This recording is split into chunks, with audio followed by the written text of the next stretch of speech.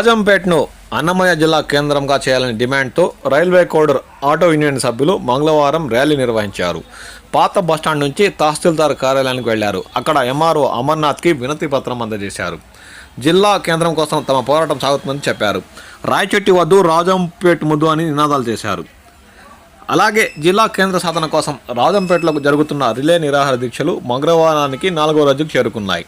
Municipal vice chairman మర్రి కుమార్ మాట్లాడుతూ జిల్లాను రెండుగా విభజించిన తర్వాత కూడా పక్కనే 2 జిల్లాలు ఉంచడం సరికాదన్నారు. ఇది ప్రభుత్వ పెద్దలు, మేధావులు ఆలోచించాలని, సరైన ప్రతిపాదన సూచించాలని ఈ సందర్భంగా వారు కోరారు.